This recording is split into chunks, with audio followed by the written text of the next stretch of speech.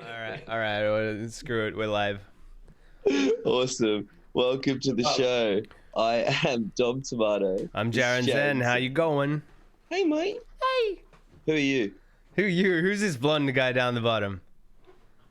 My name is Joseph Henderson, and I'm happy to be here. Hi, guys. We are happy that you are here. I didn't realize this was live until I saw the Instagram like advert. I don't think I've ever been live on anything before. I'm a little bit Dom Oh never tags me in. Never tags me in the gram. I did. Oh. I tagged you in today for sure. Oh wait, I don't use Instagram anymore. Oh, mate. So I don't get any of those little pingy upload things. Bro, that's disappointing because... You know what we were talking about yesterday with sorry to interrupt, boys. I was Go. Just talking shit. This conversation already. The shout outs on Instagram, like if someone with a lot of followers tagged you in something, it used to do so much. It used to like just you just get an army of followers charging over to you.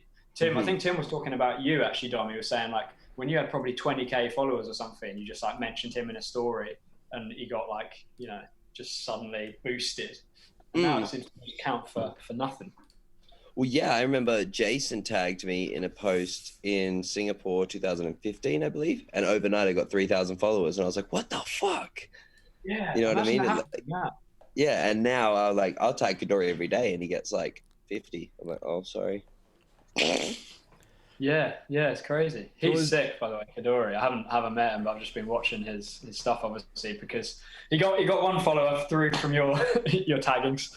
Yeah, he looks just like a proper protege of yours. Yeah, you and him would have great sessions. You're very like similarly minded. Doing all the springs. Like to attack things. Yeah, fucking spring boys. Springing around. Yeah, that would be amazing. He's got that similar. He's not adverse to drops and sending himself at some big impact. Yeah, he gets it. He gets that side of things, and how to also rehab and prehab that stuff, which is really important. Like as you would know, you can't just do it because then after a while it hurts. So you have to like get strong enough to do it. Yeah. Yeah, he seems very on point technically as well. Like the stuff he does, it looks like, I mean, it's the kind of sendy shit that you do, but he does do it well. He doesn't look dangerous when he's doing it. You know, well, that has nothing to do with me. Yeah, all his technical stuff came from before I had anything to do with it. What have you been up to? Sort of your main training buddy in Sydney. Yeah, definitely. I mean, you guys are together like every day, aren't you? Yeah. Probably like now, like 3 to 5 days a week, depending on what we get with schedules and that sort of thing. But it's good to have someone of like the same output, the same drive to kind of do it all the time. So that way, if I'm like, and then he'd be like, let's do something. I'm like, cool. And then that way, if he's like, yeah, I'm like, let's do it. He's like, cool. So it boosts each other up a little bit. Yeah. I love that. I've had that, like, you're one of my favorite people to train with, Dom, definitely, just because of that, like, pushing each other mentality. You know, anyone who pushes me over the edge for things that I'm like, oh, yeah, maybe, like, that would be cool or something. Like, you're always the one to be like, yeah, it would. Let's do it. You know? Yeah, sign me up.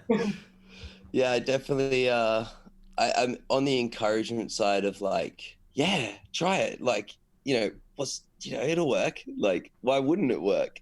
And you've got that mentality for your own training as well, right? Like you seem to, you know, if you see something that looks doable, you are likely to try it within the next 10 minutes. You know? Yeah. Depending on the challenge for sure. I actually feel like this year I've had to pull back a little bit in like that shotgun approach, just because I went through winter and I felt a bit more stiff and brittle during that time. But also just being home compared to traveling, it changes the way you train a little bit. You kind of go, I can pit this challenge and then it's there and I can come back to it anytime over the next X amount of time. Where when you're traveling, it's like, I might not come back to this challenge for fuck knows how long. Like with COVID, I'm glad I did all of those challenges before I left because there's more I want to do, but there's so much that I got ticked off in those like random moments of like, fuck it. You know what? I'm here. I'm here now, especially like the day I went to Red Hill with Stora. Like I had bruised heels the whole day, but I just kept like finding something inside me like, okay, I'm not going to come back here for a while. And this challenge is sick. Fuck it, let's do it. So that sort of quick fire see and send mentality is influenced by that. Like when you're traveling, you know, I might not be here for another year or something. You know, if I want to do this, like now's the time.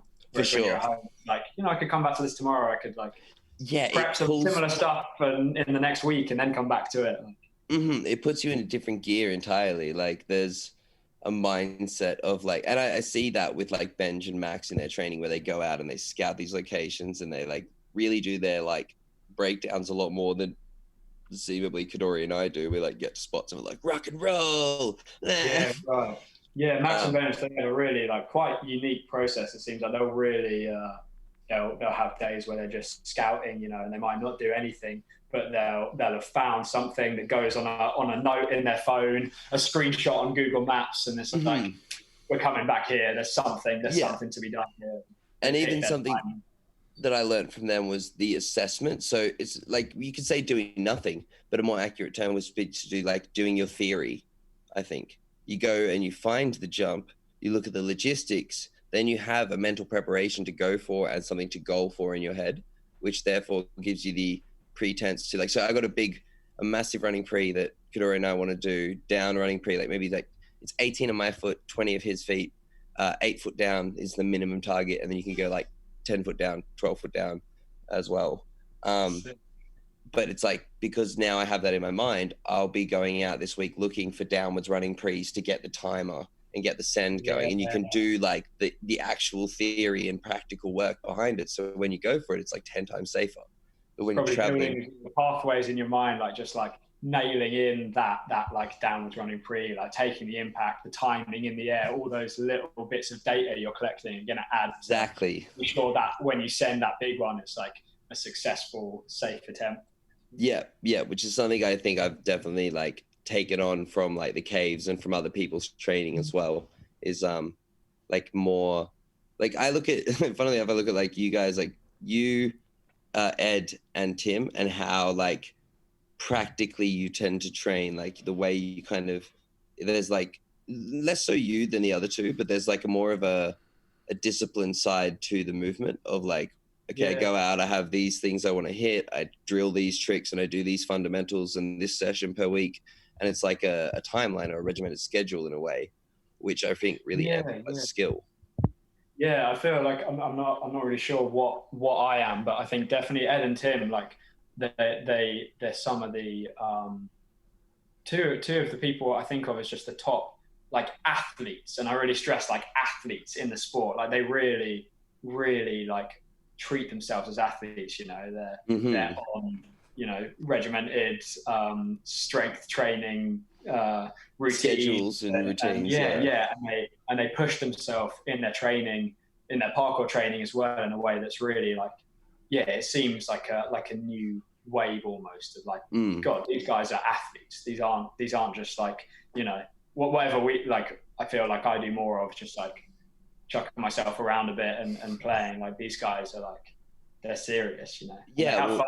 But there's something about them. It's just this edge where it's like, and even just looking at them and like, their mentalities, their bodies, like everything is just like the Pawson twins as well. The Pawson twins, Brody and Dylan Pawson, they have it as well. They're like, you know, they do their weight training, they do their like, you know, kind of scheduled sessions, or like they know when they're going to get the sessions in, and then they have their like times where they push for the videos and stuff like that. But they come up against a little bit more injury, but they work so hard as like athletes, as you say, that edge of like being a proper athlete within the sport, as opposed to, I think Phil Doyle put it best once. He said he had an interview with someone, and after he finished, he said that like Phil's mentality and what Phil described parkour people's mentality like is like jazz musicians. Like you just go out and then you riff. You're like precision. Like it's very unstructured, but it has. Ed and Tim are bordering on the classical music side of the sport. Like one is really just following the thing, and the other is just all craziness. Yeah.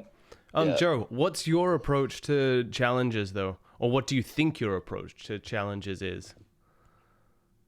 So nice way of phrasing it. Yeah, it's always like introspection in that way is always a little bit shaky. I feel it's like, I mean, yeah, I think it's this, but like from someone else's opinion, it's like you don't do that at all, you know. But yeah. I guess in individual challenges, I feel I'm quite methodical, like not as an overall training sort of routine, but in terms of like when I'm out on a day's training and I see something I want to do, I think it's pretty methodical. I don't feel like I have much of a that quick fire see and send approach that like Dom was talking about, especially when he's traveling.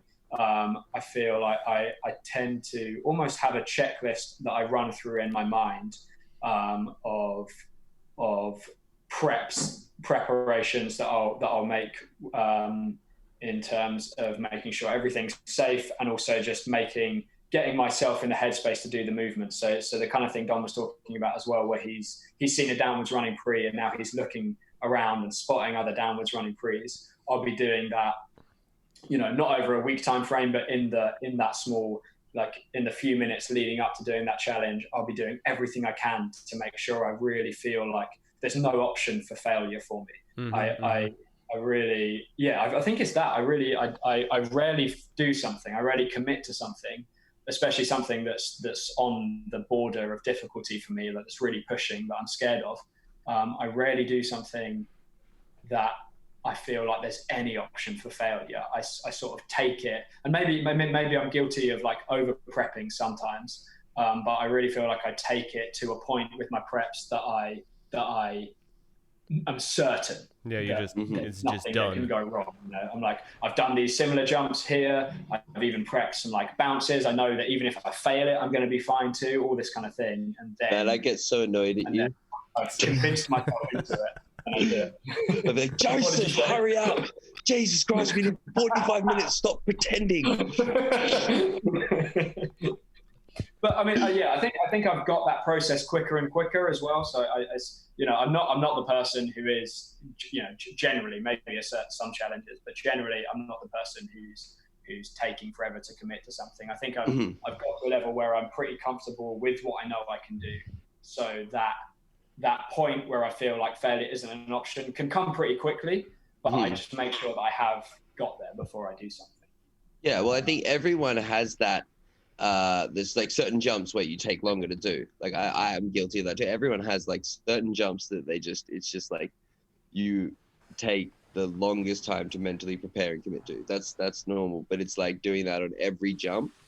And also, as you said, the time of training consolidates that process. So you learn how to speed up all of those cogs. Like, you know, I watched Kadori go through phases of his training where he's like really quick on the gun, really slow on the gun, really quick on the gun. And it's just like, he's just tuning in those things. And then, as you said, when you get to your stage of training, how long have you been training now, Joe? It's been probably pushing 14 years now. Yeah, shit. So yeah, your understanding of yourself and your skill set is way higher just because of practice. And so that time period for like when you did that height stuff with Marcio the other day, you looked like, you know, super cash. But when you both turned around to do the jump back down, he was quicker. He didn't take that set that you did. You took like a little bit more of a set. Is that on Instagram? Because I can look that up. Yeah, bring that up now if you can, Jarran. Marcio Felipe, and then you can go. This one here, third. You can't see me pointing. That doesn't make any sense. This one, third across. No. Left-hand side second. Yeah, that one. Yeah. The clip you're talking about is on Marcio's Instagram, I think. But okay. This is the jump. Yeah, this is the jump. But it's like they're taking a sensible amount of like time just to set before those jumps. Doesn't make you any less of a tracer. It just makes you, you know, in your, as you said, introspectively in the right time to do it correctly. Did anyone stick that, by the way? No, that attempt was an attempt at a stick, and obviously the police were there. It was a kind of last ditch attempt. I think it's definitely possible to stick, and I could feel I was reining it in, but it's one of those. I think because the height plays with your head so much, it looks so much bigger than it is. Like you stand there and you're like, I think I can make that, and then to actually rein it in to stick it would be so. Yeah, you have to put so little power in that it's just, you know, a real scary. So in that situation where you have the the Fed down there, what happens at the end of that? Did you guys This just one, walk away? so this one we just casually sort of went the exit from that roof is sort of on the opposite side of the roof than they're at. It's a big building, and we just casually took our time, and got down as asked. They didn't even seem to stick around to deal with us. Then they like you get individual differences in police officers, and most of them are actually here in Brighton are pretty cool with what we're doing, and they're not. That makes a lot of sense. Aggro, and this woman in particular was kind of like she seemed to be having a bit of a laugh with it. She asked me not to jump.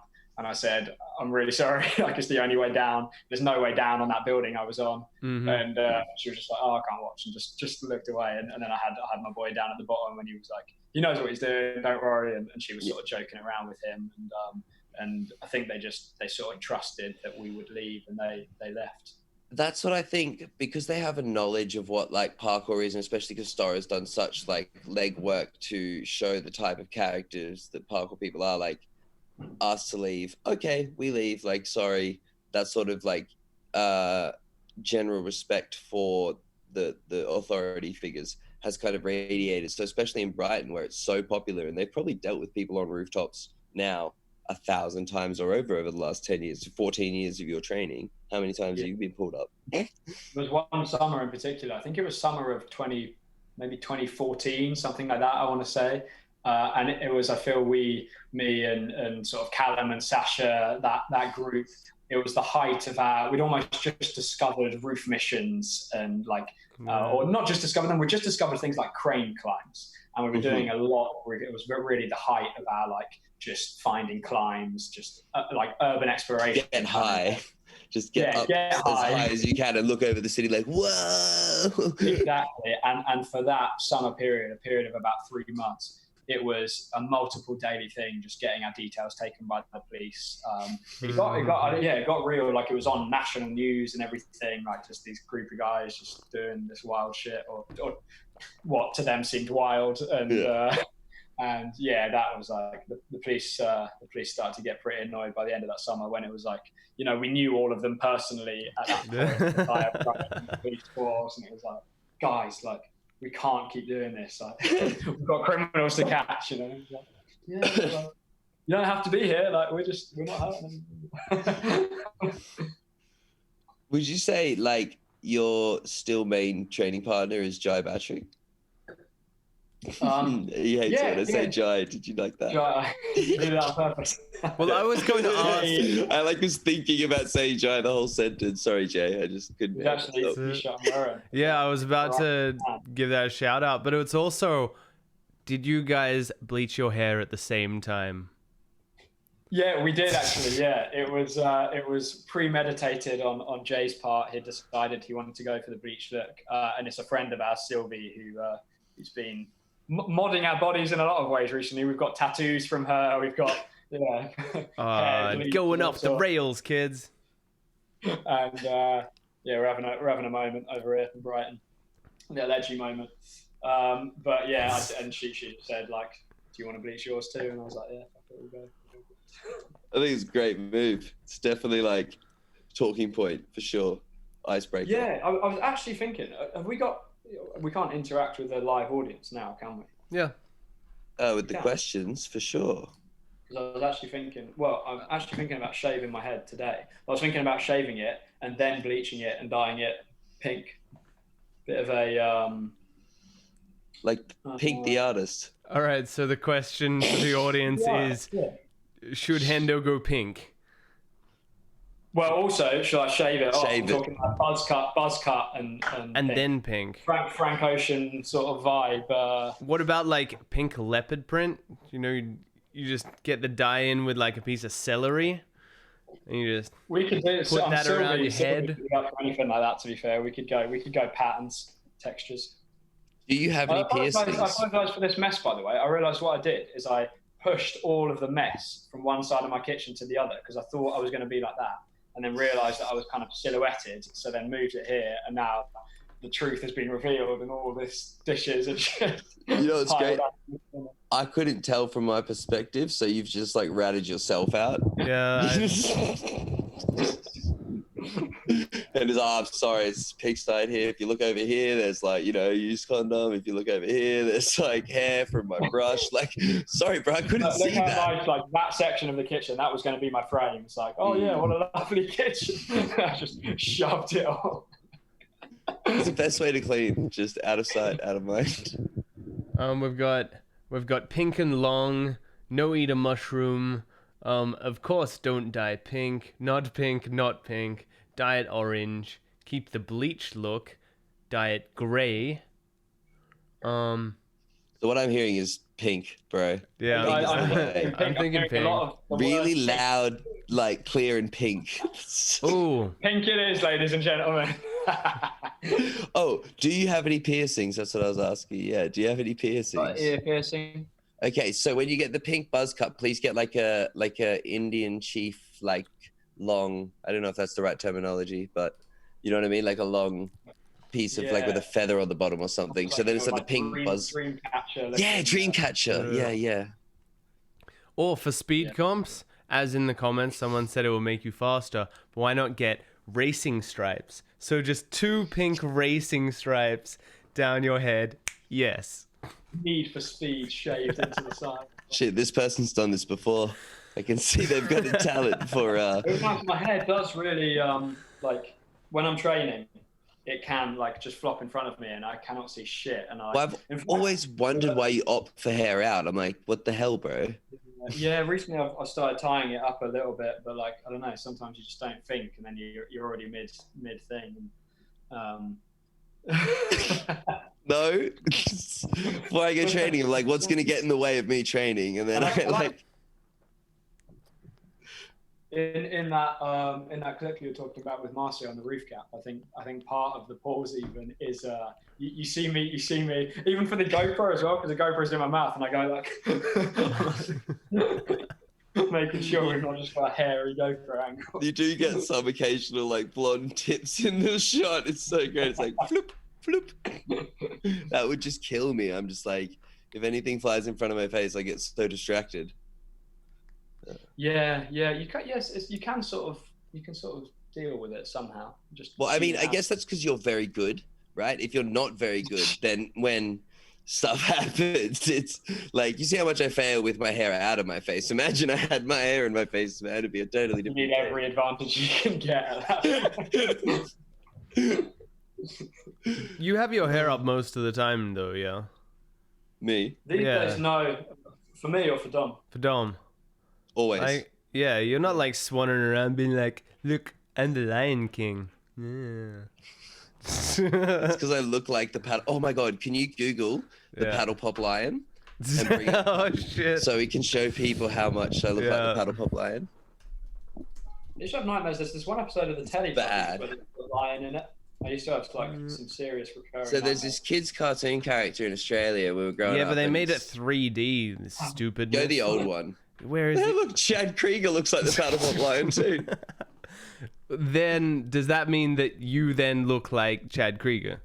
No, that's a bit of a stretch. All right. Where's an old school one? This is type in old school paddle pop lion. That's your fault for not being very good at searching. Yeah, true. All right, well, here he is on a box which our faces are in front of.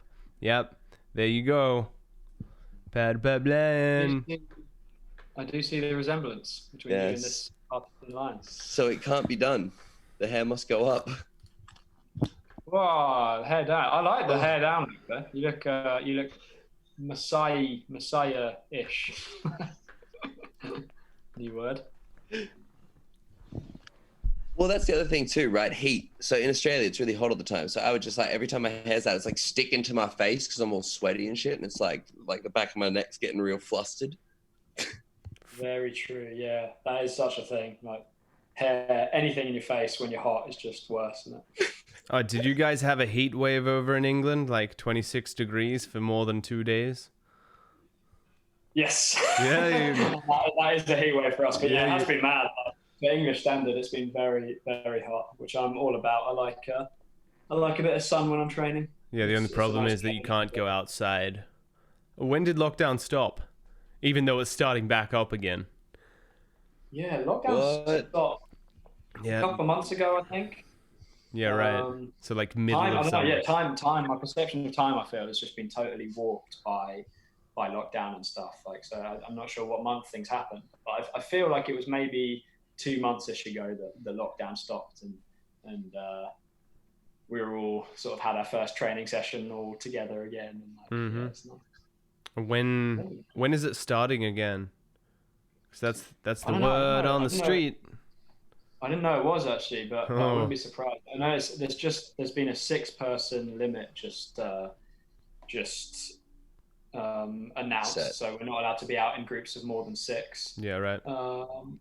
But other than that, yeah, I don't know anything else that's going on. Well, we'll see. What did you get up to in your lockdown? Because you're doing like a psychology degree. What is this craziness? Yeah, I'm doing so lockdown started at the beginning of the year. So yeah, I'm doing a psychology degree. You look like someone who needs to see someone with a psychology degree, just so you know. That's why I'm doing it for money. I can treat myself. Once I get to the level of qualification, I can clinically diagnose myself as absolutely fine. I'll good. Hi, mate. Okay.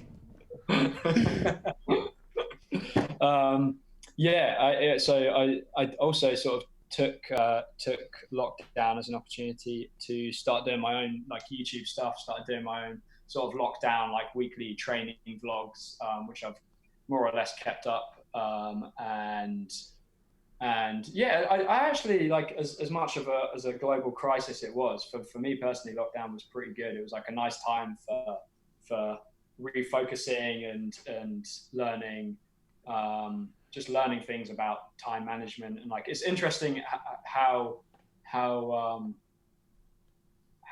much I realized I was like at the whim of like what other people are doing in some sense. Like I feel like I'm fairly independent. I can like crack on and do my own thing when I need to, but like I didn't realize how much I was still like, you think of things you have to do, but then it's like, oh, like Callum's doing this today, like I'll go do that, and then like we're out training, and then like, oh, we're all gonna go eat, and it's like, and then these things that I have to do, like or would like to be doing, like working on my degree and making videos and pushing and all these aspects, it's like they slip by undone because I'm at the whim of like having a really good time with my friends. But I feel like I learned some valuable shit about independence and managing my own time and being assertive enough to just be like, I'm doing this and I don't really need to have other people around me all the time. And it's not like a negative thing that you're not with them. You're not being like, oh, hanging out with you is stopping me from doing it. You're just like, oh, I just have to do this stuff. Yeah. And picking my times to be able to hang out with them, and like, and having that as like, something that you want to do as well.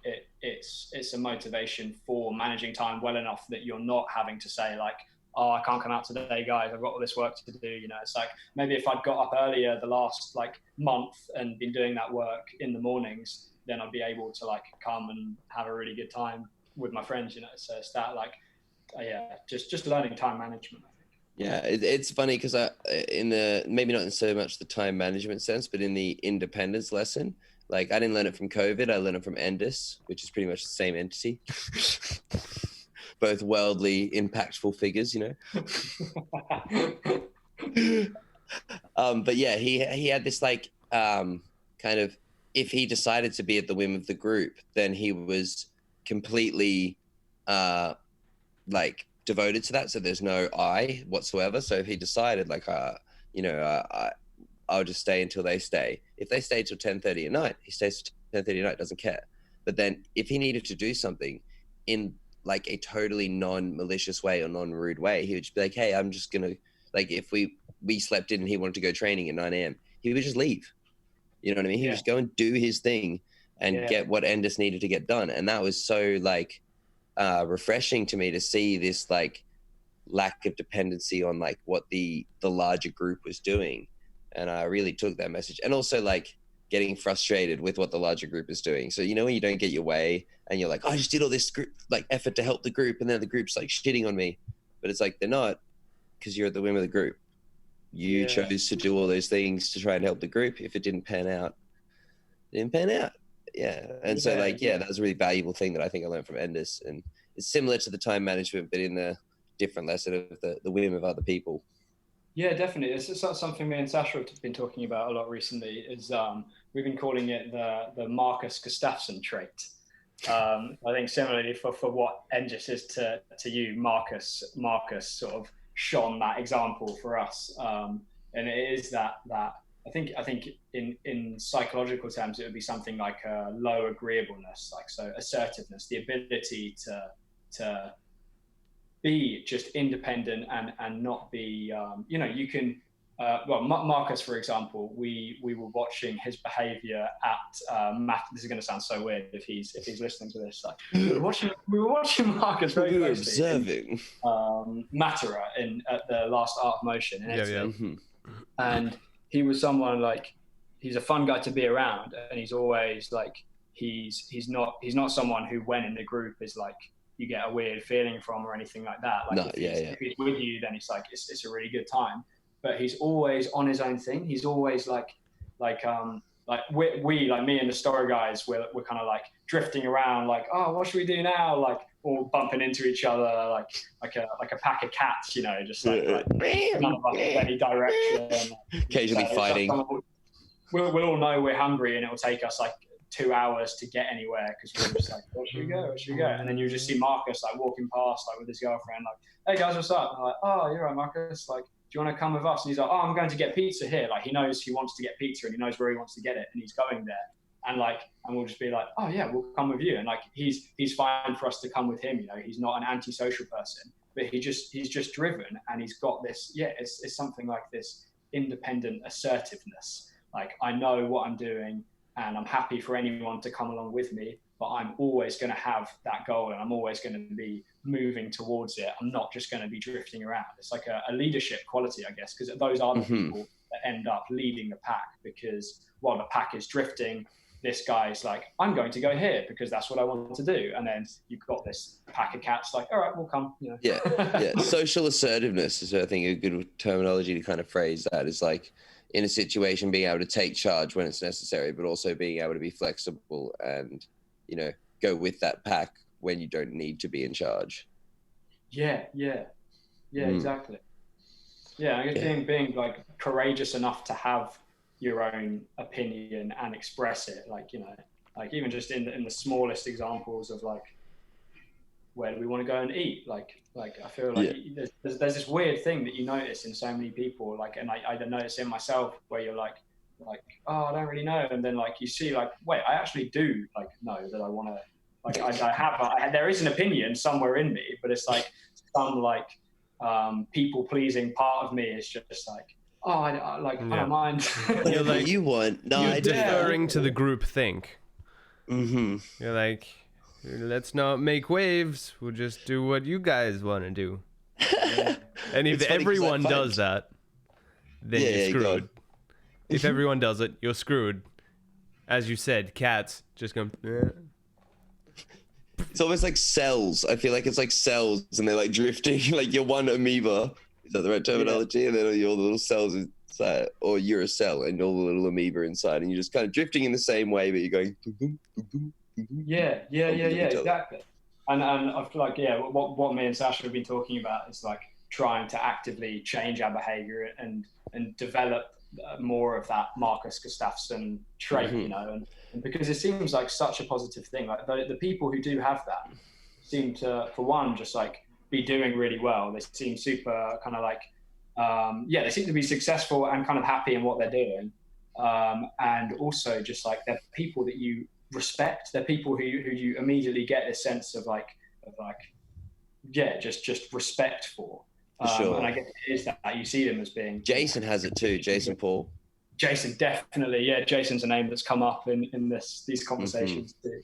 And I tend to look at any behavior change that you want is like being able to come about through just essentially conditioning, like habit. Like every time you notice yourself starting to be like drifting or having the opposite of the trait that you want, it's like make that decision there to notice it and do what it act like the person that you want to be, and then over time that will become natural, and then like suddenly you're Marcus Gustafsson and you're winning a lot. Well, it's funny because I find comfortability, like in a larger situation like that, I'm able to take assertiveness and be like, you've been doing this, we're doing this, bang, bang, bang. But then when I'm one-on-one, I start to get a bit more like, no, what do you like? What do you want to do? What do you want to do, bro? No, it's cool. I find the one-on-one is sometimes harder to, because you're almost more empathetic or more like I'm conditioned to the larger group situation. So I'm like, fuck the group. Like I got to do what I got to do. Like if I need to. But when it's one-on-one, I'm really concerned about that person also having a good time. So then I tend to like, oh no, and I bounce around instead of being assertive. I don't know if anyone else finds that, but yeah, I guess it's maybe easier. There's some level of like willingness for conflict that's needed to just express your own opinion. There's like some, even if it's a tiny thing where your friend's like, I don't want to eat here actually, and you're like, okay, no worries, but like there's that little like confrontation you try and avoid, and I guess it's easier almost to be it's easier to be willing to sort of confront like a faceless group almost than like a single person and you're looking in their eyes and you're like, I want to go here. Actually, that's a very good way of looking at it. Yeah, I didn't think about that. It's like there's less personability to that faceless bunch. Even though you know all of them personally and you know all of them might not want to do that thing, you're like, look, everyone's uncomfortable, so it's fine. Like it's not this one person who I'm ostracizing or making uncomfortable in the situation. Yeah. If things go wrong, you can almost just hide back in the group. Just fade. Oh, jeez. So is summer like done there? Summer is, in terms of the weather, it seems to be still in full force. It doesn't look like anything at the moment. It looks sunny. It's literally blue skies, hot as you like. I'm so jealous. Well, yes, it's real nice right now. I'm going to be going back to class, back to college in a couple of weeks. Mm-hmm. But yeah, like hopefully with time management and assertiveness, I will be able to do that and do everything else as well. We made like a full circle there for that conversation. I feel like we should call the podcast today, if we can, like time management and assertiveness. That's our header for with Joe Henderson. Or we could call it. Wait, Joseph Henderson. Do you prefer to go by Joseph? Shit. For an hour. 3 guys waxing poetically about the universe for an hour. Oh, what's been the highlight of the summer, I guess, with all of the bits and pieces that you got to do? What's kind of been the highlight? 1, personally, and then 2, like parkourally. That's a real word. Orally, did you say? Parkourally. Yeah, okay. I think a highlight personally has been the time I've spent with friends, actually. Weirdly, like on the converse of what we're saying about independence, maybe something about that independence and like the alone time in lockdown made me like just seem to value the social experiences I've been having even more. And I feel like our group has shifted a little bit. The dynamics of our group in Brighton could be like weirdly in a way. It feels like there's been the introduction of more girls into our social group, and maybe not just girls. Maybe also it's people that don't do parkour, like people who are really cool and have their own things going on. But it's like there seems to be, for a lot of our life, the only thing we'd ever do was train, and we're still. Or be messing around or whatever, and there seems to have been more of like a developed like social life, more of a full kind of social life for all of us in Brighton recently. You sicken me. I know, it's You're back to training. I promise. Are you having fun? Not parkour fun. Lots of friends with nice like places, like their own flats to chill at and stuff like that. Maybe it's partly growing up as well, and like yeah, I don't know. But that's been super cool. Like just just training, but then like in the evenings you like go back to someone's flat and you're all just chilling out, like having a really good time. Dyeing your hair, piercing your ears. Well, yes, exactly. There are some side effects that come along with this good time having. The craziness. And parkour highlight. Yeah. Well, fuck that. I actually have something more interesting. I wanted to comparatively break down how you went about the, you know, the big running jump in Rotterdam, Rotterdam, the where the only ones to do. Yeah, I know that one. Yeah, that one that we're the only ones to do. Yeah, the one that only you and I and no other parkour athlete in the world has done. Yeah, that one. Just wanted to talk about that. The history of mankind has ever. Of all the men that have ever lived, just you and I, sir. But I wanted to talk about that. So you're great. That's all I wanted to say. It's like you're really great. Fucking love you. You're sick. Let's just big up each other for the last like half hour of the fix. But like for you, was that something that you like pre-planned? Did you like see that jump and then go, okay, I'm going to go and achieve that, and then wait for a day, or what was like the way that all unfolded, I guess? Yeah, so that was a few years ago now. That would have been maybe 2017, something like that. I believe that was the result of a fairly long. Did we do it on the same day, or did you do it? No, I did it like on a random day. I went with Callum and Sasha, and I just had like the best training session ever, and then did it. You did it. Was that before I did it? Do you remember? Yeah, it was like, I think it was only a couple of months before you did it. Yeah, okay. I left the UK, and then you posted a video of you doing it, and I was like, sick. Yeah, okay. So maybe it was you doing it that made me like consider it as a possibility. And that was like very much a time of like a lot of progression and like just mind changing for me. And I was shooting a video. It was like my Storm introduction video because I'd just been asked to join Storm, and I wanted it to just be like me just hitting the best things I've ever done in Brighton. You know, just like. Can we watch that video? Of my mind changing and the resulting actions. Paddle pop line. We can bring it up. And I've done, while shooting that video, I ended up doing, I think it was, 3 jumps. 3 jumps that I'd always, this is the video. Wow, God, look at that fucking power, you absolute twat. God, mate, you are, your jaw structure, your bone structure is something to be envied. I think you might have the best bone structure in parkour, just saying. Okay, the best scarf too. I think I was. Yeah. Scarf. This is quite a scary little mission. I don't know if you've ever done this, Dom. It's like this. No. So this is the jump. That's the jump. Perfect.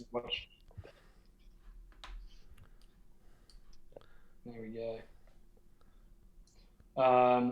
You guys just talk. It will just go in the background. Yeah. Okay. Cool. So there were 3 jumps in this video, and each of which was like the sort of biggest and scariest jump I'd done up to that point. There were like 3 goals, and it was kind of similar to what you were saying about like you're finding drop prees. So this was actually the first of those 3. So that had been like a goal for a while. I'd seen like a couple of people had done it, Max Cave and stuff, and it's like I was very much like I thought of them as so above me in skill level, and it felt like my mentality finally coming to a point where I was like being able to hit these challenges that before had only ever been like, I don't know, like a dream maybe. Yeah. They're almost inconceivable because of how much respect you have and understanding of how good the athletes are that have done those previous challenges. Yeah, exactly. And so there was that jump we just saw, and then there was another one at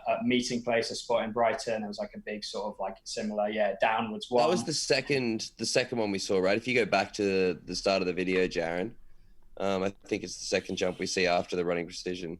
Yeah, so we see that big one, and then he gets up, and then that's the Meeting Place. Yeah, this is the one. Yeah, if you play it from here. Boom, boom, boom, bang. Yeah, that's a hectic jump as well. Yeah, I love that spot keeps getting involved with like crates and building and all those sorts of things. So you just get these weird challenges. That sign there as well. Me and Bench hit like the tack off the sign. Monstrous. Blessing that sign. And so it was like I guess running prees and like big sort of downwards type ones were a bit of a focus at that point. And so I sort of hit those 3 in succession over, I guess it was the course of like a couple of months or something, sort of hit one.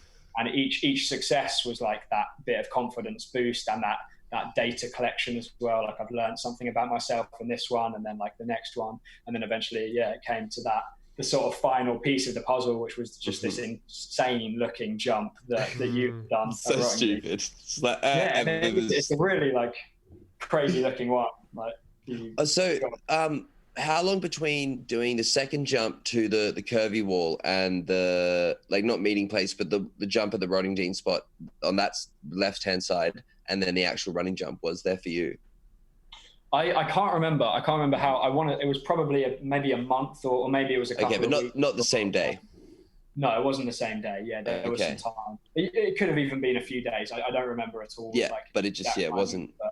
Definitely wasn't the same day. Because that's what I wanted to figure out with, like, we're talking about earlier. The meeting place one came second too, so there must have been okay. First one at Rottingdean, and then the one at meeting place, which was that bit bigger, and then the big boy at Rottingdean. Yeah, because I think this speaks to like how the travel thing that I was talking about, where like I was like, well, if I'm never going to be here. Like, I've been to Rottingdean once or twice since then, like in the entire time that I've been in the UK. So it's one of those situations where I got there and I felt good on that day, and I started hitting a bunch of stuff with Sasha that I'd seen him do in the previous videos. And then I was like, hey, has someone done this jump? And they're like, yeah. And I'm like, cool. And then I worked up and I did that jump. But like when we first got to the spot, the first thing I asked was, has anybody done this gap? And he's like, everybody's looked at it. Like, and he rattled off like all these people, like Dylan Baker, Kai, all these people who I was like, they're far beyond my skill level. And he goes, yeah, the only problem is the drop on the other side. And I was like, the drop? That's not a drop. That's I went up and I did it without rolling. I was like, you mean just jumped off it? I was like, what are you talking about? He's like, well, I guess you're the man for the job. And so after I did that running pre to the left, I was like, I feel powerful. And if I just did this, which I considered to be like kind of more difficult in entry and technicality, what's to say I can't do the one that's just a dead sprint and a launch? And so I compacted all of that session into one day, because I think just because I wasn't going to go back. If I had the same as you, I probably would have spaced it out like I'm doing with this jump here. You know what I mean? I think, say that jump was in Brighton, I probably would have hit it already, just because I'm like, I ain't coming back, and this is it. Yeah. You've got a day to do it, so you're going to do it in that day. Do you find, do you find you're progressing less being at home because you don't have that push from the short time frame? Or I would say not progressing less, but progressing in different ways. So my funnily enough, like my off-axis stuff and my flexibility stuff and like stuff that you can do without impact. Like, I'm so on the hammer when I'm overseas. It's like every day is almost like a banger, right? Whereas now I'm more comfortable with, I guess I can send, like, if I'm having a good day, I can hit up to, like, the other day I came home and I was like looking through my clips, like, fuck, I did so much shit today that I'm like really proud of. But then on certain days I'll go out and I will just do nothing. Like, I'm just playing. I'm just riffing. And I have a lot more of those days when I'm at home where I'm like, I'm still progressing because I'm playing with a different aspect of movement, and I'm like more like Matthias Meyer in that sense, where he's like doing weird shit. I do more weird shit instead of like spot based or like hectic shit, because the location is very so much, That's a skill set I'd love to develop. Just, being able to I guess it's just becoming more varied in movement and being able to use more spots and sort of non-spots as a result. That creativity you see in someone like Matthias Meyer and like that you've certainly been like honing as well.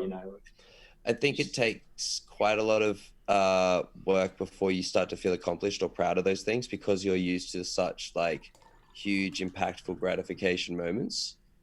You're used to this kind of like win, like boom, wow, yeah. So then like when you do a little spin that feels cool, you're like, okay. Yeah.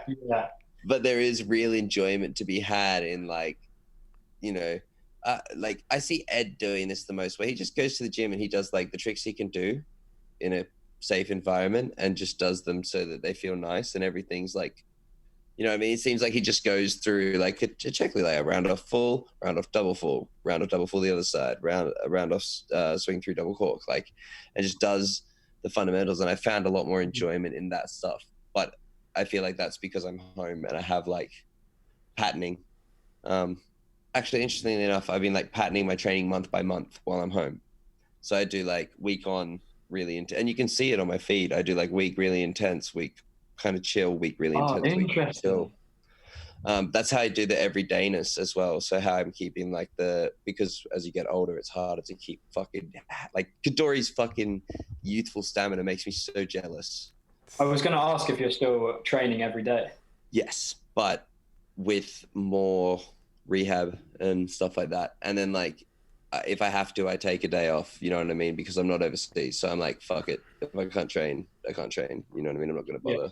I'll do what's better for my body and my mind, and just like, and also like you said, time management of starting to actually do other shit like jobs and work. And Saturday's been like instrumental in activating my life with not just training and like professional work and that sort of thing. So there's a lot more time that goes into that on those days off instead of just laying there and consuming TV. Well, it's also been cold and raining. Not so much, Ben. No? Winter here was a joke. Cold and rain in Australia? I didn't even know it rained in Australia. Well, if it does, it torrentially downpours for a little bit and then it just dries up after 20 minutes. It's not bad. No, winter here was not that bad at all. Like it was an English summer for sure. Do you ever think about what do you have any ideas of like what you're going to do as you get older and like I don't, how long do you imagine yourself sort of like pushing movement or making a living as a athlete? This is going to sound really whack, but like at least another 15, 20 years. And you're what, late 20s now? Yeah, 28. So at least to like mid 40s, I reckon I can push movement. People talk shit, but yeah, fuck yeah. I want to do a 5 meter front flip when I'm 50. That's one of my goals. Not to sand, but 5 meter front flip when I'm 50. Have you done 5 meter front flip? Yeah, onto concrete. Yeah, so. I did a 9 meter front flip, dude. I did a 9 meter front flip. That's like this year in my recent, it's just called my biggest front flip. Is it the one off the bridge? Yeah, that's 9 meters. Holy shit. That's scary as a cliff dive. Yeah, like, it's bad. Water. It was awful. It was just like, and because I was on a road, so you know, like IMAX. Say you were trying to do IMAX double Kong, but do it reverse, where you had to like avoid buses and cars on the run up. That's what I kind of had to do for the front flip. Like I had to time myself and then jump out onto the bridge and then like look at it and then walk back before cars came and go. So that kind of helped in like, it was scary, but because I knew, like I know front flips like better than any other movement. So it's like that pressure. I find I always rise to pressure. I always like perform better under pressure. So it helped me not think about, like when I looked over, I was like, oh shit, the rail's really high and I didn't think about this already. Bigger dive. And then just pushed the rail away and went backwards. I'm like, that's all I can think about is I got to dive over the rail. The rest is there. Like, but it's just, yeah, in those moments when it's all amplified, I think like things like cars and stuff like that make it less, you give it less thought and more like, let's go. Yeah. Yeah. Well, I put that question. I guess it's like the same as the traveling thing, but in an even smaller time frame. It's like once that time is there, when you're dealing with traffic, it's like you've got, you know, maybe like a 10-second window where you're like, it's clear, can we go? And like you don't have time to be really like giving that proper thought process as you go into it. You sort of got to get that all out the way. It's like, okay, I know I'm ready now. Now, whenever I get the chance, I think, you know, with a challenge like a diving front, as much as there is a huge technicality to the movement itself, once you've done so many, there isn't that. Yep, that one. Dom is frozen. So hard. It's better this way. Let's be real. All right. Well, yeah, of course. Like I was holding my tongue the whole time. No, but let me put that question back to you. how long do you see yourself pushing it? Because you're pushing it in a different way as well. Hi, Dom. Like you're pushing it in the way of like you're doing so much of the speed contests. Are you doing World Chase Tag? Are you on a team for that? No, I'm not doing Wild Chase Tag. That I don't know, like doesn't super interest me. I've been sort of had the opportunity to do it a few times, but just like I don't know, something like it just hasn't really appealed to me personally. And competitions, I can't see myself doing competitions for that much longer. Certainly, speed is something I don't really enjoy anymore. I think maybe the next NAPC is back. the next NAPC, whenever that happens, I might make that kind of my last speed comp. Bullshit. And don't do that. But I have been really enjoying skill comps as well. So I think the next NAPC I'll try and go for the trio. So last one I did skill and speed. And next one I think I'll try and do skill, speed, and style, and then probably stop. I don't know. I don't want to put like, maybe I might just spontaneously decide I want to do another speed comp. So I wouldn't say I'd put a full stop on it, definitely. But I don't really enjoy competition that much, and there's not much to gain from it either. Like unless something like FIG comes along and takes people to the Olympics, it's like, what's the most I can get out of a speed comp? Like I've already kind of gained all the notoriety I can get from that side of the sport. The money is like, I can win a couple grand here and there maybe, but like there's not enough. Maybe. Yeah, and then maybe, if I'm the best, the very best out of those 50 people there, who are very good, and who are incredible, and like in that moment as well, I don't fuck up at all, then maybe I'll get enough money to like pay for the rest of the trip I'm doing around, like to make my flight home. That's my claim to fame, is that like in qualifications I was as fast as you once, and then like I fell over, so we don't really know, but I probably would have won. I remember before that comp as well, we stole the trophies and then posed with them. Yeah, winners. It came from winning for the love and movement before that. Oh man, I remember that. And then I gave you a shout out about it. I'm like, congrats, Dom, for winning for love of movement. Oh, fuck. You fucking got me on that. Oh. You thought it was a legit win. Yeah. I had people messaging me, Joe. I had literally people messaging me, be like, "Hey, I didn't know it was a competition, but congratulations, man. That's so cool." I'm like, won the jam. Just got to bring a winning attitude. You can win whatever you want. I loved movement the most, even too much, some might say. There was times with me in the vault box that you didn't want to be there. I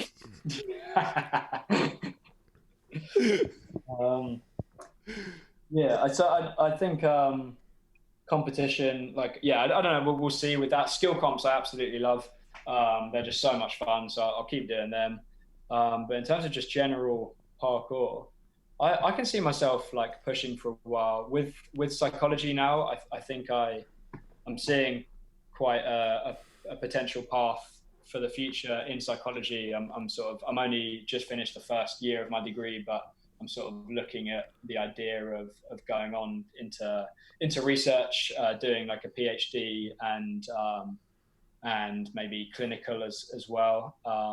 And then on the parkour side, I'm kind of doing some of my own YouTube stuff, still building social, still just loving pushing myself, mentally. And I'm looking at doing some of like my own independent clothing stuff as well, like just as a creative outlet, getting that out. Jeez, not just a pretty face between those crusty flaps of hair. Crusty flaps. I love a crusty flap, Dom. And I'm like now, I'm very much getting ahead of myself, but like it's nice to set wild goals, as just to have in the back of your mind. The idea of going into psychological research and being able to pair that with some of the stuff that I'm doing in the parkour world. Like imagine, for example, doing research into the effects of fear on fulfillment in life. So you could do something like operationalize it with like sympathetic nervous activation and like serotonin or dopamine release, or like or self-report questionnaires of how fulfilled you're feeling, like, and then follow a crew and myself as one of them, even on some sort of Roof Culture Asia style tour where we're pushing ourselves in fear, but then also monitoring our neurochemistry and being interviewed about our experiences. And then like, like there's some mad shit. Like, I can imagine, you know. Yeah, that's really good that you're integrating all of your worlds. Yeah, trying to at least, and like, and I think something that I kind of learned over the last year, or a change in mind frame, has been the idea that, like, I think I had a bit of an all or nothing approach before, where I'd be like, oh, if I do this, I have to stop doing this, and like, I've now just been trying to just take anything I want to do, I'll just take it on board and see if I can adapt and add it in, and then I'm doing everything at once, and like, managing my time with assertiveness. Oh, full circle, come on, baby. There we go. Oh, bring it back around. Yeah. What's your wild dream, Jarran? What's, like, you know, what are you going to be when you're 50? What's your about the same but with wrinkles? Hopefully be able to make better music faster. That's about it. Brilliant. Yeah. He's content. He's reached peak contentment. I don't need anything more. Just cruise here. Yeah, I just need to make life more difficult for myself. You know, just like find a little bit more to overcome, Jarran. Yeah, basically. Push into the great beyond, that kind of thing. Go swim with a shark. I guess now's as good a time as ever to post my wildest dreams of becoming prime minister. And, like, you know, if I stop parkour in like 20 years, then in 23 years I can be prime minister of Australia.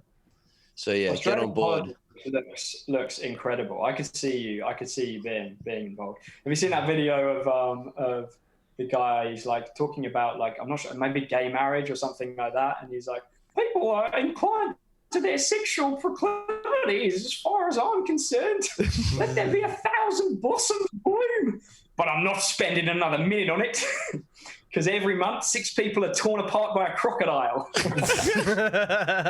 Yeah, it's true. We can send ourselves some weird shit in politics. Like, it's like, yeah, you can't marry the same gender, but, you know, you can get in the water where there's heaps of sharks.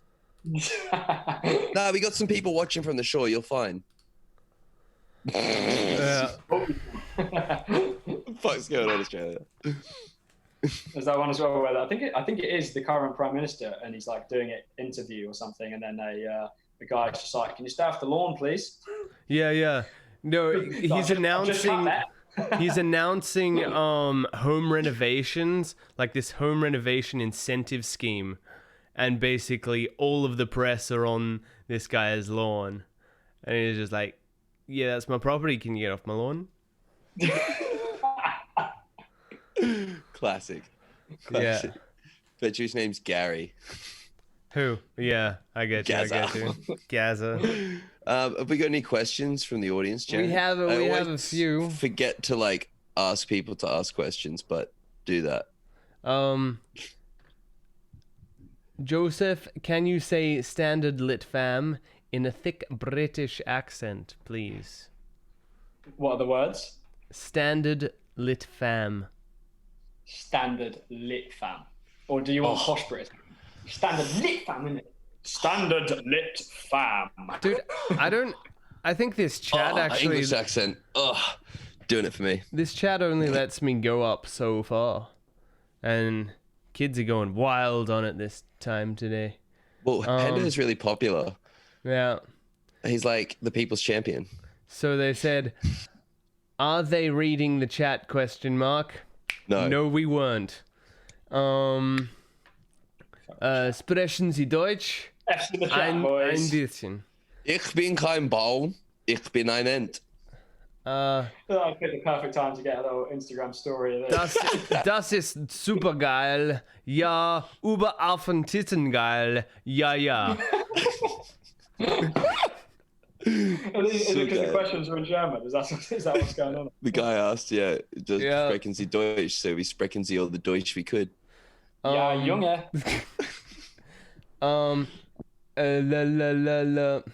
Hey Dom, got a question. Is parkour a hard mental sport or is it more physical? In your opinion?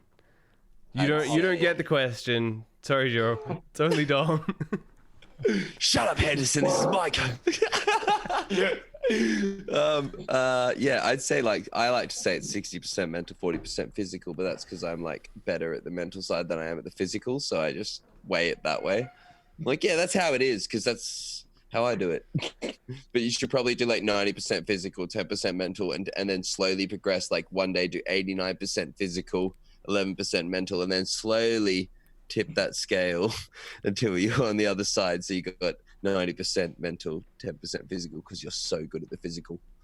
Yeah, I guess that makes sense. I tend to think of it as mainly mental as well, but like you need that physical foundation that I guess we take for granted because of the decade of training. Mm-hmm. Then it's probably, and yeah, actually, really, it's only the last 4 years that's like the mental push has happened. And I tend to think of myself as being just like slow off the mark, but maybe that 10 years was necessary, you know? No, I always think that younger athletes are rushing. Every time I see younger athletes, including like Michael, I say sometimes like, and that's like in the recent, like there's the one I released, I think this week, urban cliff jumping, there's like a bigger drop, and we both together decided against it for him because of just time training. It's like you are at this stage where you're starting to push this stuff, but not on the cap of pushing this stuff. And if you push it too early, you could really hurt yourself. And that's like a big factor is, you need the time consolidating your body before you start working on consolidating the mind. Yeah. Patience. Beautifully said. That's exactly why we have these podcasts, just for quotes like that, little fucking just snippets. Glad you listened to 1 hour and 8 minutes for that one snippet, folks. All right, Don and Joe. Your name is now Don. Don and Joe, what is your worst habit or bad thing you do when you train in a group? Yell at the other free runners and make them feel less than. Yeah, you do that a lot, don't you? Yeah. You're a little bit of a dick. Yeah. You didn't see it in my videos, but if you train with me, you know. Like, remember that time that Renee Dambley came out training, and then I just yelled at her like 3 times consecutively over different training sessions. And the next time I went up, I'm like, "Why aren't you training?" And she's like, "A little bit intimidated training around you, to be honest." And I was like, "Oh my God, I'm so sorry." Just been screaming at you. My bad. You seem really quiet, Renee. What's up? You keep shouting at me.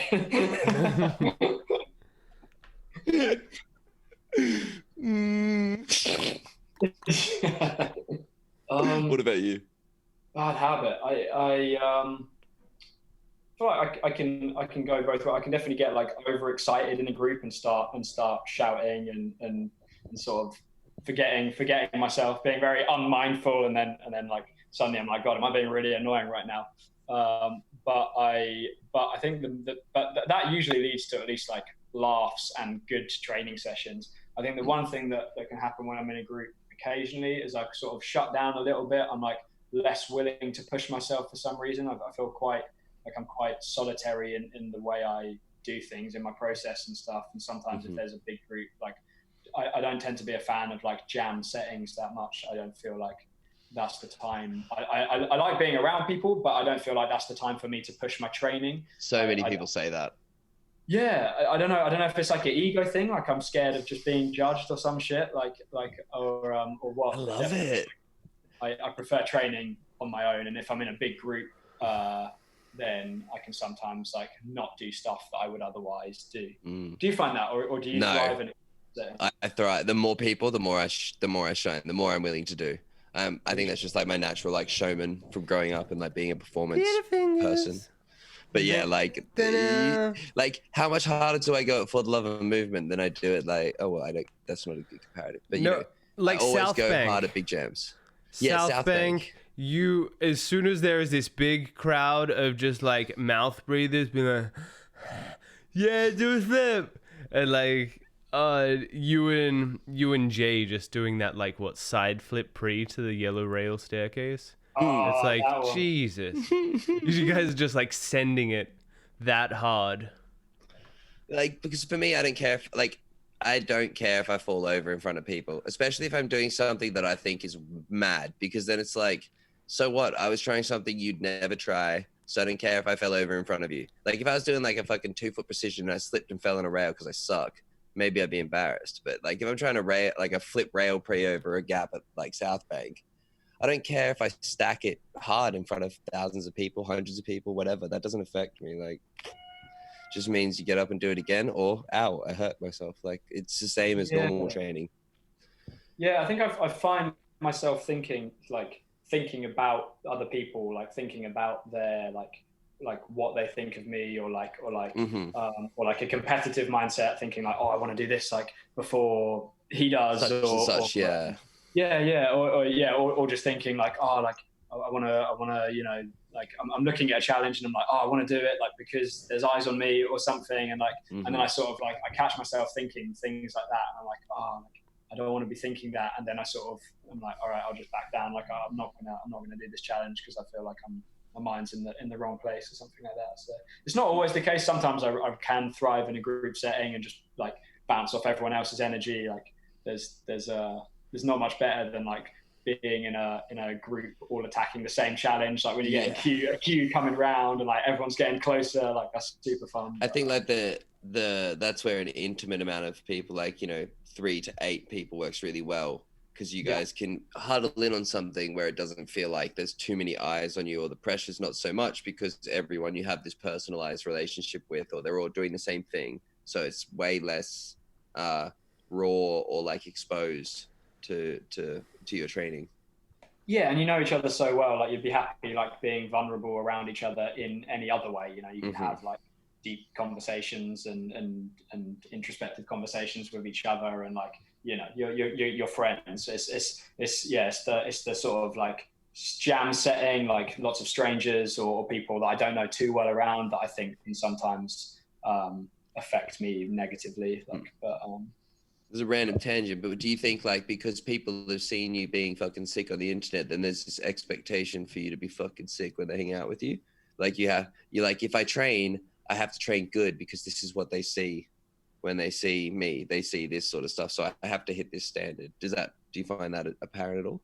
Yeah, maybe, or certainly like it can mean it feels like there's more eyes on me than there otherwise would be, so that just compounds it, kind of thing. Like, you know, not always, but like if you're if you're training and you're there and you're, you know, you're Domtomaso or whatever, you're that kind of name, that you're someone they've been watching online, and like it's like, okay, now like if I'm looking at something, they're looking at me do it, and again, it's probably all just like an internal kind of ego thing, but you start to sort of think like that you want to live up to your expectation. Yeah, I remember feeling that a lot early on, especially when the exposure grew, was like, oh, if I go to this jam or if I go to this thing, I have to be this Domtomato of this level.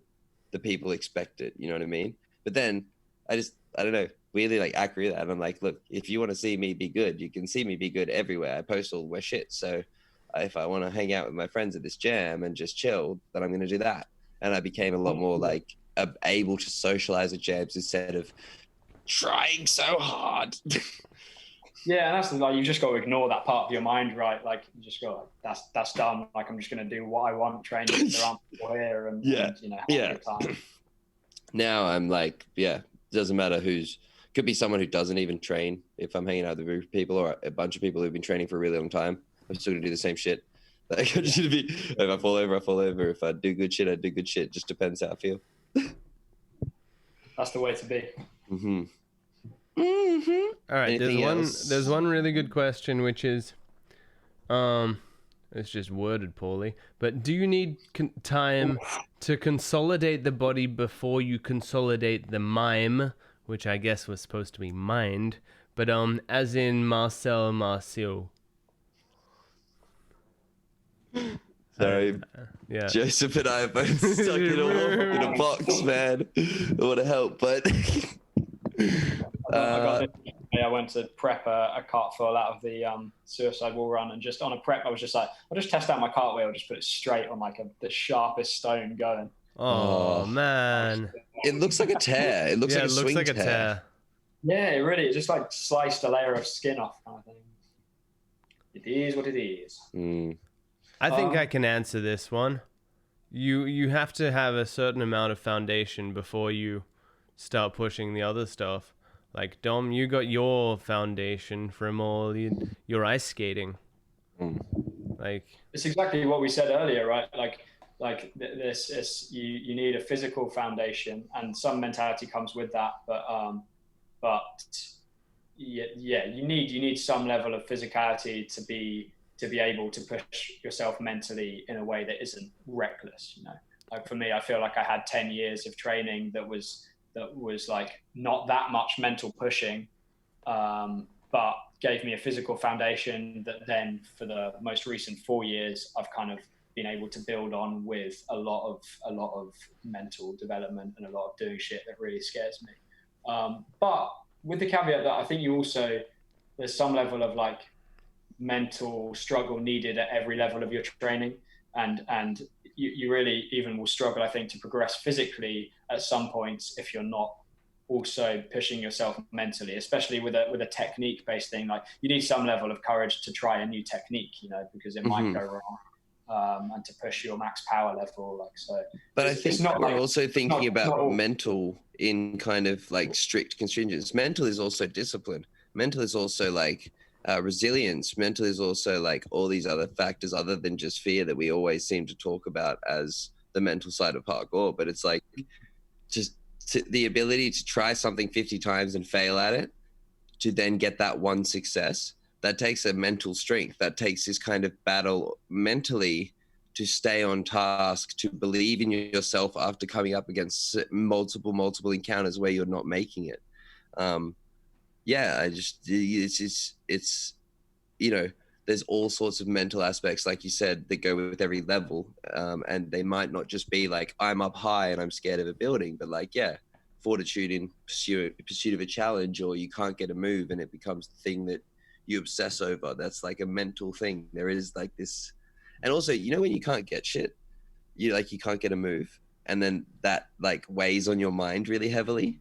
You're like, I thought I was better than this. I thought I could do this. You know what I mean? Like all these things start to come in. That's another side of the mental aspect that you do learn with those levels. Yeah, just sorry. When you said like that there is like mental things at every level, it kind of opened my eyes to that aspect as well. Yeah, totally. You do neglect those other aspects in when you think about mentality. I always just think about fear, but yeah, that's so true. Well, do you think do you think it's the same way that you get through and break those mental barriers for each of those different mental barriers? Like, how do you guys approach your mental barriers, if you even have them anymore? Or do you have... Definitely still have them. And then is it a certain process that you guys go through now after your 14 years of dedication?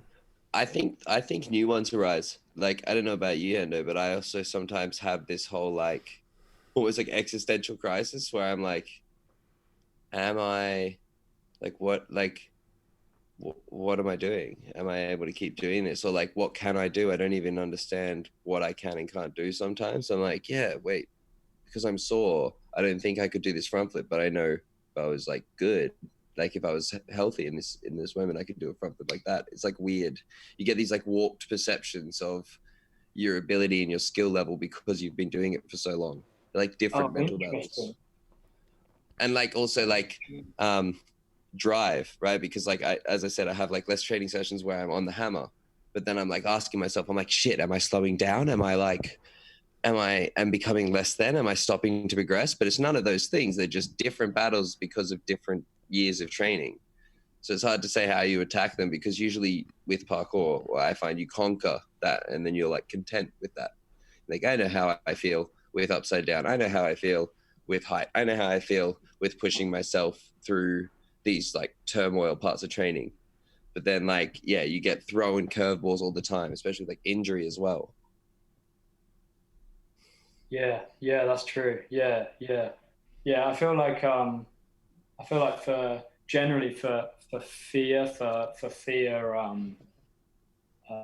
for like mental challenges, for things where you're confronted with fear, the process that can be used to sort of give you the best chance at succeeding tends to be pretty consistent for me. Like it seems like there's a certain process of breaking things down and tackling things step by step and collecting data from each step that seems to work as a sort of general process for dealing with fear.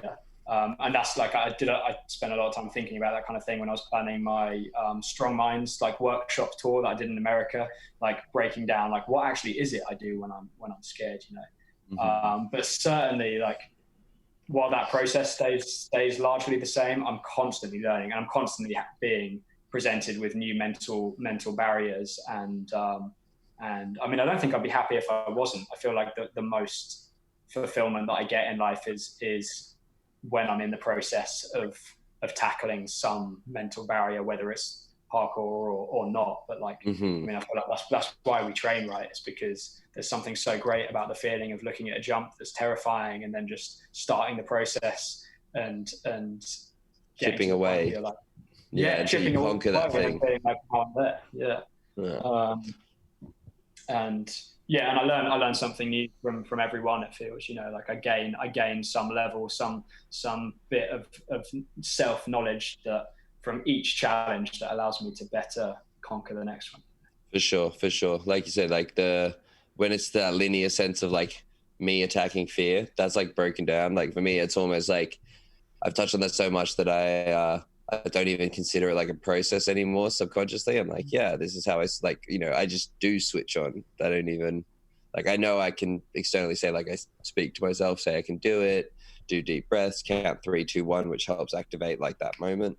But other than that, it's like, yeah, at this point now, like you've done it so often, right, that it's almost subconscious, the lessons you go through for that, or the processes you go through, for that fear. It's ingrained in habit, like it's not an active conscious process anymore. I think largely that is the same for me, and it was only in having to think about it and break it down so I could teach it to other people that I started to realize, like, oh, these are the things that I do. And I think because I feel like I said, I had 10 years where I didn't feel like I had much mental progression, like in terms of dealing with fear. And I feel like it then became a very conscious process for me to become better at that and to push myself. And because of that, I felt very aware of the things I was doing to be able to more effectively deal with fear. It was like I was really, rather than being naturally brave, I was really like developing techniques that allowed me to do these harder things, I guess. That's really interesting. Yeah, I think that that's one thing that is so hard to make tangible and to translate to people, and the fact that you've kind of broken that down on a self-awareness process along the way is really cool, because it means that you can then impart that wisdom that you're learning onto others. Yeah, I'll certainly try to. Yeah, I mean, like, dude, I'm the worst, because people ask me about fear. I'm like, you just do it. Like, and then if you can't do it, you go and do something like it 10,000 times and come back and do it. Like, I don't know. What do you want from me?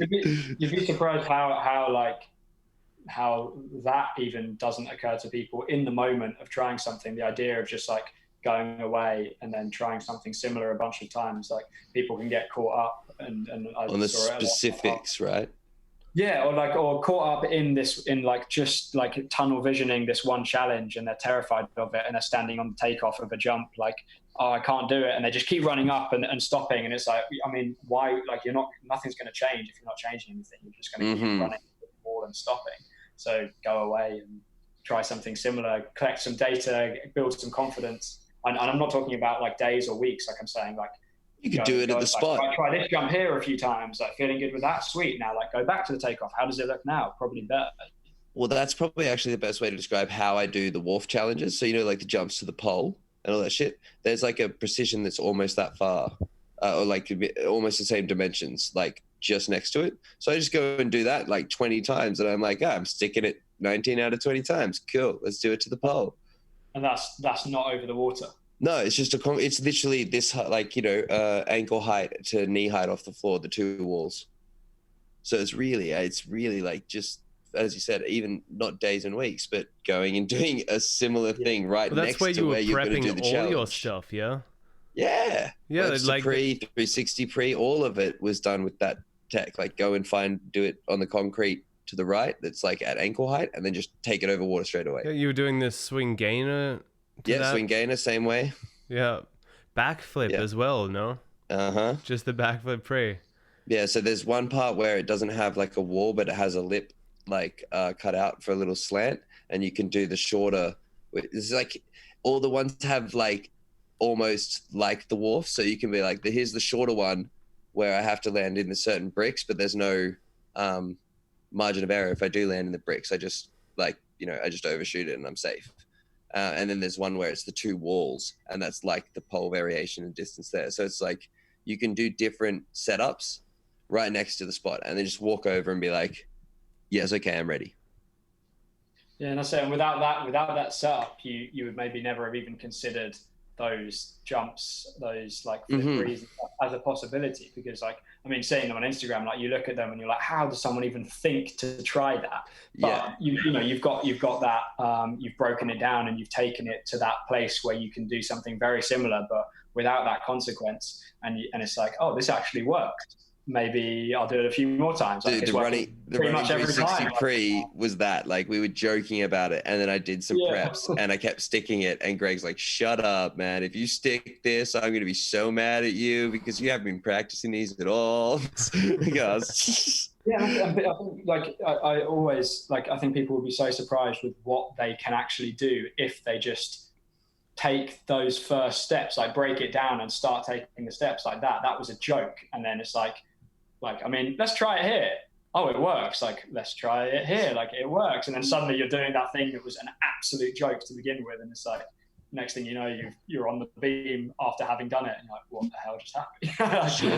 That was way that's what I always find with the challenges. They're way less physically difficult than I make them up to be in my head before I hit them.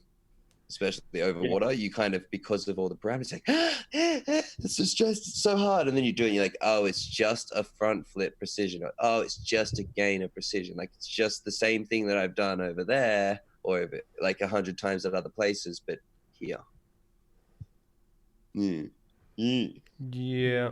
Here's a really good question. That was the weirdest, like, most anticlimactic end to a really profound passage of speech. And that's all. This one's a really good one for Hendo. What is the future of Storm looking like? The future of Storm? Well, yeah, some interesting developments here. At this point, I'm not really certain. We're kind of dotted around the place, and I feel like we're all doing sort of well and enjoying our own thing, our own like we're endeavors. We're pretty motivated in following our own individual endeavors, in pushing for that. And as a unit, there's not that much going on. Kai is also. I don't know how much I should actually say about this, but Kai's basically got a sick drone. Like, if people haven't seen all the drone stuff Kai's been doing, like, check that out. He's gone. Sky, what's his channel? Sky OPC? Sky Ops. I think it's Sky just Ops. Well, Yeah, it's funny. I've been using the acronym OPS like it was like OPS, and now I'm like, fuck, I'm an idiot. Sky Ops. Yeah, it's like operations, right? So like Sky silly. Operations.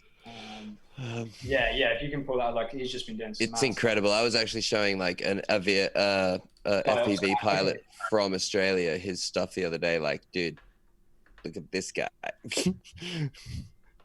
Because like the stuff he's doing as well, because he has the understanding of movement, is so next to none.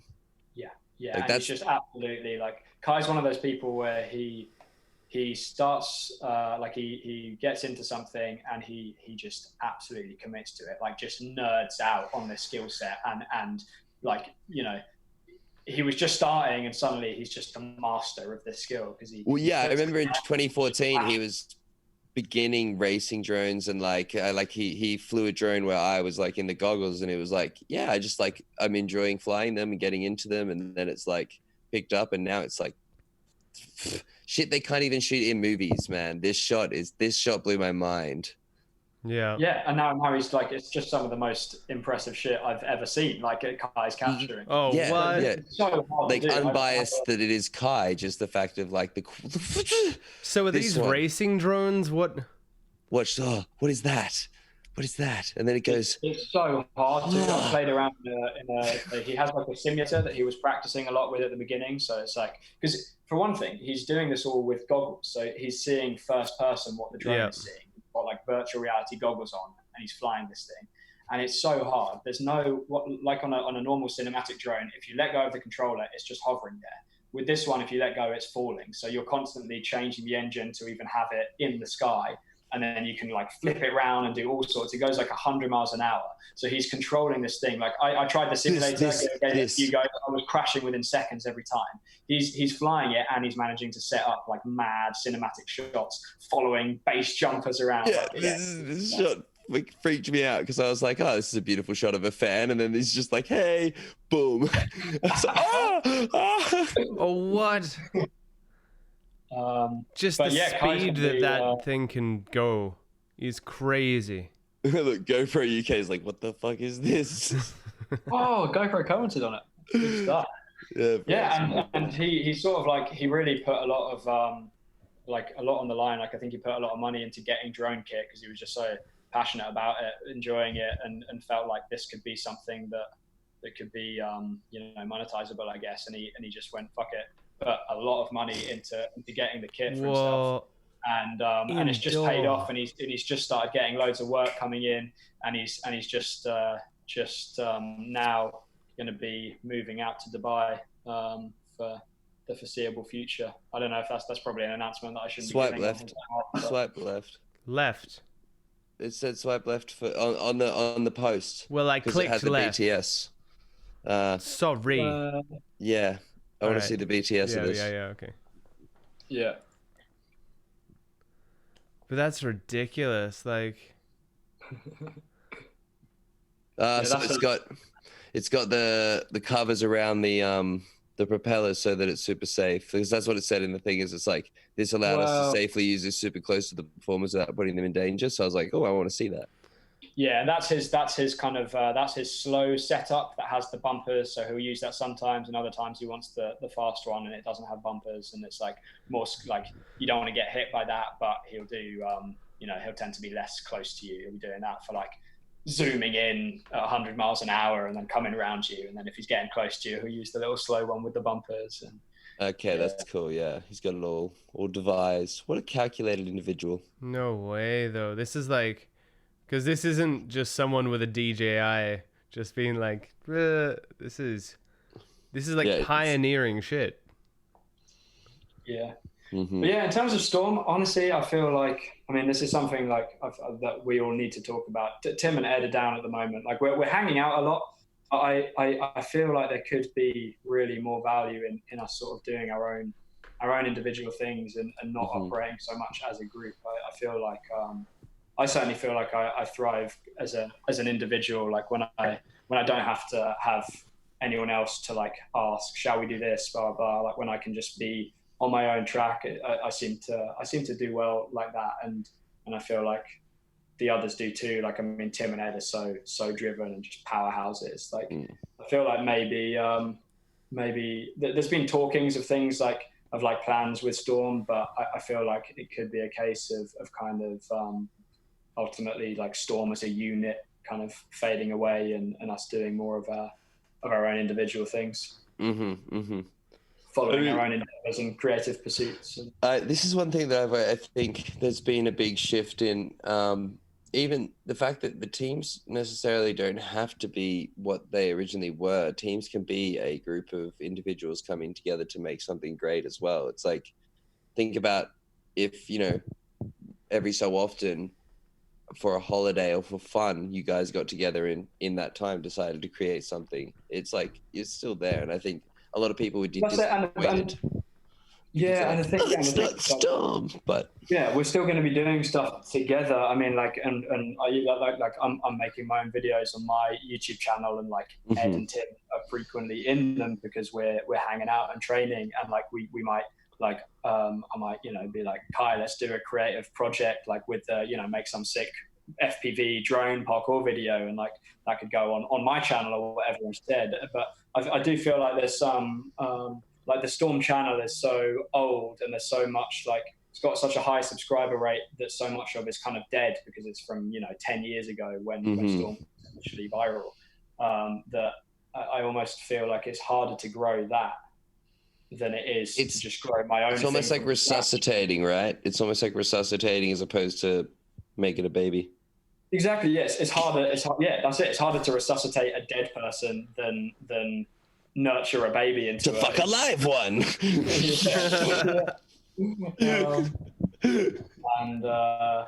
And I certainly feel like also with doing my own stuff, I feel like I, for one thing, have more like direct creative control, which is really rewarding. I don't have to, there's no checks or balances on what I'm doing. It's just like, I want to do this and I can do it.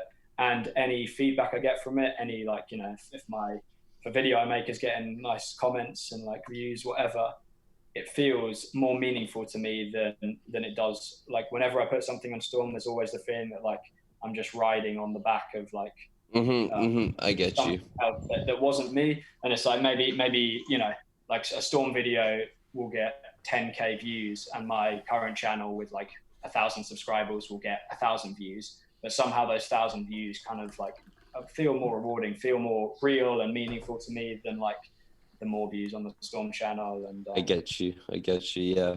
No, I definitely had that when I came to Team Farang. I didn't want to just be coming in and riding on the team's coattails, like notoriety and kind of clout. I was like, if I come, I'm gonna bring something to the table, and I think that's really important. And you brought front flips. That's what you did. Yeah. Well, I wasn't good. What else could I offer, Jarran? That's really all you can offer anyone at all. Well, I'm going to offer them like fine tailoring advice or like fucking fashion design. Shut up, man. Shut up. You're embarrassing me in front of Joseph. Well, what about you with Farang? What do you see with the future of Farang? We are constantly trying to like combine our efforts and collaborate on different projects. I mean, the best thing I guess about us is that we have the clothing brand and we all love and want to see the clothing brand flourish. But then when I speak to the team, it's not so much that we're based on like trying to grow or be the biggest team. Our focuses are on community and culture and always trying to build that. And so because we have that like-minded community-based thought process, it means that the pressure's off for us to try and always be making something of it, or really like doing the next big thing with it. We're cool with how we're progressing, and we want to just contribute to this one big machine. So I don't think Farang will ever be like slowing down or anything. I just think we'll be evolving and modernizing what we do within the community to stay a part of the community, really. Yeah, and I think that was a similar switch we had with Storm, kind of like beginning of last year-ish. We had been doing a lot of, we'd been trying to just churn out regular content, like bloggy type stuff or like challenge videos and things.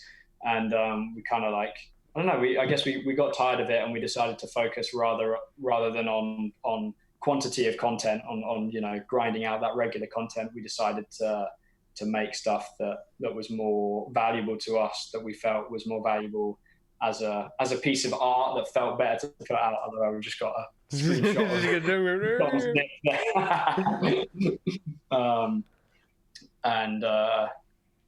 like focus on creating more cinematic, like banger kind of videos, because they felt better for us, and we felt like it added more to the community or whatever. It just felt more real than like the grind of regular content. So we did that. We released like a new chapter in the Madrid video, which we were stoked on. But yeah, I don't know. It feels like it just feels kind of more natural to me to be doing our own thing as independents. I guess to answer that question, I think if Storm does continue to do a lot of stuff, yes, if Storm does continue, then probably the most likely thing that we'll do is like a long form film, like a Soul Destroyer RCA type thing, you know. But I see it as quite likely that we're just going to be moving on as individuals. Yep, that makes sense. Damn, Soul Destroyer was such a good. That was such a good production. Holy shit. Yeah. Oh my god, so sick. Yeah. I love that. There's like. There he is. I love that there's seems to be an avenue for that in parkour. There's a market, you know. There's like people are up for creating that, and people are up for seeing and even paying for something like Soul Destroy. You know, it's fucking sick to see. Oh, okay. I thought we were talking about porn. Dude, where's your microphone? Dom, you sound like you're under your. I'm back. Sorry, I had to connect. It does kind of sound like you're talking out of an arsehole. Yeah. I was. It's a talented asshole, boys. Listen up, yeah. All right. Last question. Just rapid fire. Yep. Your first